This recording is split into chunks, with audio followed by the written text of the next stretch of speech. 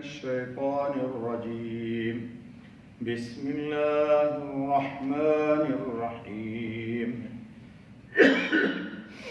والناشرات نشرا فالفارقات فرقا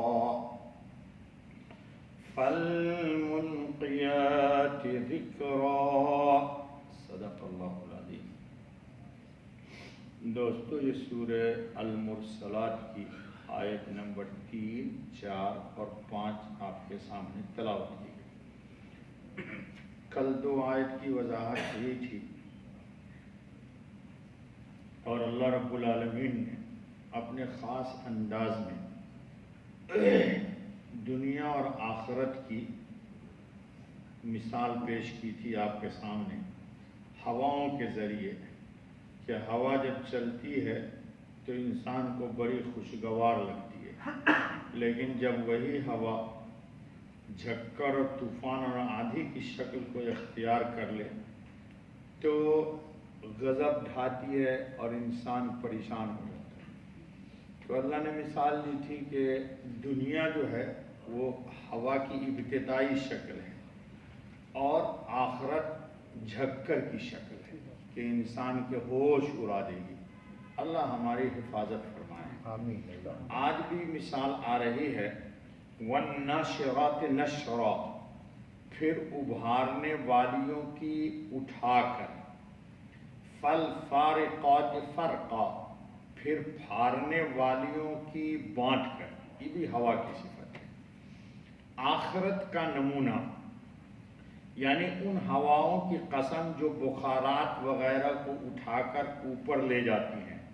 ہوا چلتی ہے تو سمندر میں پانیوں کی موج آتی ہے، اس سے بخار اٹھتے ہیں، وہ جا کے ابر بنتے ہیں اور ابر کو ابھار کر فضا میں پھیلا دیتی ہے کائنات عالم میں۔ پھر جہاں جہاں اللہ رب العزت چاہتے ہیں وہاں وہاں ان بادلوں کو پہنچا دیتے ہیں۔ اللہ کے حکم سے اس کے حصے کر کے بانٹتی ہے، پھر بادل بٹ جاتے ادھر ادھر، اور بارش کے بعد بادلوں کو پھاڑ کر ادھر ادھر متفرق کرتی ہیں۔ بادل چھایا، برسا، پھر بادل کو اللہ منتشر کر کے بانٹ دیتے ہیں۔ اور کچھ ابر کے ساتھ مخصوص نہیں۔ ہوا کی عام خاصیت یہ ہے کہ اشیاء کی کیفیات مثلاً خوشبو، بدبو وغیرہ کو پھیلائے، ان کے لطیف اجزاء کو جدا کر کے لے اڑے اور ایک چیز کو اٹھا کر دوسری چیز سے جا ملا دے۔ دیکھتے ہیں فضاؤں میں آپ خوشبو لگا لیجئے تو آپ کی خوشبو کو ہوا پھیلا دیتی ہے، اگر کوئی بدبو ہے تو بدبو کو بھی منتشر کر دیتی ہے۔ غرض یہ جمع و تفریق جو ہوا کا خاصہ ہے ایک نمونہ ہے آخرت کا، جہاں حشر و نشر کے بعد لوگ جدا جدا کیے جائیں گے۔ اللہ اکبر جی، حشر و نشر کے بعد لوگ مختلف ہوں گے، کچھ جنت، کچھ جہنم، کچھ کسی میں، اور ایک جگہ جمع ہونے کے بعد الگ الگ ٹھکانوں پر پہنچا دیے جائیں گے۔ اللہ رب العالمین نے قرآن کریم میں اسی کو کہا ہے ھذا یوم الفصل، یہ فیصلے کا دن ہے، جمعناکم والاولین، ہم نے تم کو بھی جمع کیا، پہلے والوں کو بھی جمع کر دیا۔ فیصلہ ہوا، یہ جو مجمع منتشر تھا معاشر میں، یہ کچھ جنت میں گیا، کچھ جہنم میں چلا گیا، جیسے ہوا منتشر کر دیتی ہے۔ فالملقیات ذکرا، پھر فرشتوں کی جو اتار کر لائیں وحی، تو وہ 4 صفات تو ہو گئی ہوا کی، یہ ہو گئی فرشتے کی صفت۔ حضرت شاہ عبدالعزیز محدث دہلوی رحمۃ اللہ تعالی علیہ نے فالملقیات ذکرا سے بھی ہوائیں مراد لی ہیں، کیونکہ وحی کی آواز کا لوگوں کے کانوں تک پہنچنا بھی ہوا کے ذریعے سے ہے۔ جی اب اس میں کتنے لفظ آئے؟ المرسلات، العاصفات، الناشرات، الفارقات، الملقیات، یہ 5 لفظ آئے۔ پانچوں کا مصداق کسی نے ہواؤں کو ٹھہرایا ہے، کسی نے فرشتوں کو، اور کسی نے پیغمبروں کو. بعض مفسرین نے پہلی 4 سے ہوائیں مراد لی ہیں جس کی وضاحت ہوئی، اور 5ویں سے فرشتے جیسا کہ ترجمہ کیا گیا، اور اللہ کے احکام کو زمین پر پھیلاتے ہیں. فالملقیات ذکرا، یہ فرشتے اللہ کے احکام کو کہاں؟ زمین میں پھیلاتے ہیں.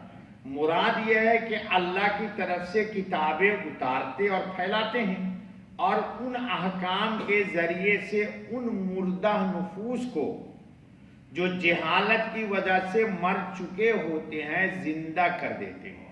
وحی الہی نازل ہوتی ہے تو جو دل مر چکا تھا وحی کی برکت سے اس پر عمل کرنے سے دل کیا ہو جاتا ہے؟ زندہ ہو جاتا ہے.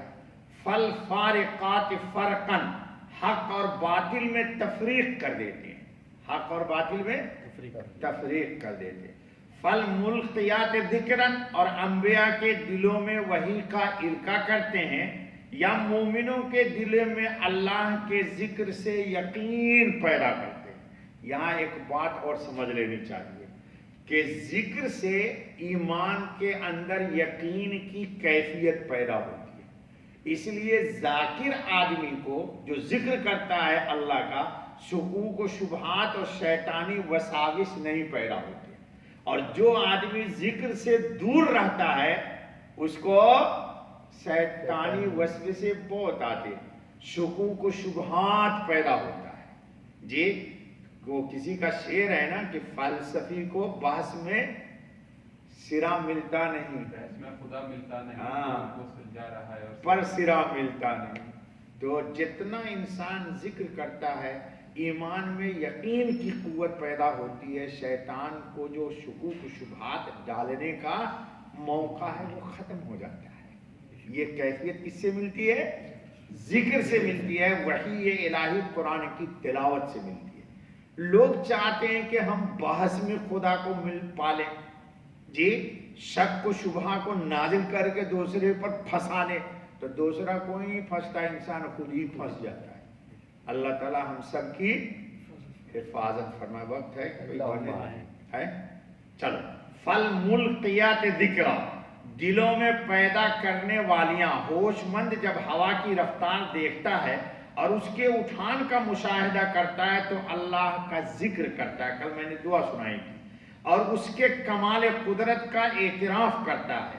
لوگوں کے ناامید ہو جانے کے بعد بارش کی نعمت کا شکر ادا کرتا ہے. اسی طرح ہوائیں ذکر الہی کا سبب بن جاتی ہیں. یہ بھی احتمال ہے کہ آیات قرآن مراد ہوں. آیات قرآن ہر امر معروف کے ساتھ رسول اللہ خاتم النبیین صلی اللہ علیہ وسلم کے پاس بھیجی گئیں. اللہ کا جتنا حکم آیا نا ان سب کے ساتھ اللہ کی حکمتیں ہیں. العاصفات، گزشتہ کتابوں اور ملتوں کو ان آیات سے منسوخ کر دیا، گویا اڑا دیا. الناشرات، مغرب و مشرق میں ہدایت کے آثار پھیلائے. الفارقات، حق و باطل میں امتیاز کر دیا گیا. الملقیات، اللہ کی یاد کل جہان میں پیدا کر دی. یا نفوس انبیاء مراد ہیں جن کو مخلوق کی ہدایت و رہنمائی اور احکام پہنچانے کے لیے بھیجا گیا. العاصفات، نفوس انبیاء نے امتثال مامورات یعنی اللہ کا جو حکم ہے اس کو پورا کر کے اور اجتناب ممنوعات سے میں جلدی کی. الناشرات، اور ہدایت کو پھیلایا. اور الفارقات، اور حق کو باطل سے جدا کیا. الفالملقیات، اللہ کی یاد امت کے دلوں میں اور زبانوں پر پیدا کر دی. تو فالملقیات ذکرہ سے مراد کیا ہے کہ فرشتے جب وحی لاتے انبیاء پر وہ وحی نازل ہوتی تو اس سے انسان کو کیا ملتا ہے؟ دل کو اور انسان کے زبان کو قرار اور سکون حاصل ہوتا ہے. اللہ یہ سب ہم سب کو عطا فرما دے نعمت. بس بابا سبحان اللہ بحمدہ سبحان اللہ العظیم. ہو گیا 30 سیکنڈ باقی. اچھا گانے دیں آج اتنا ہی صحیح.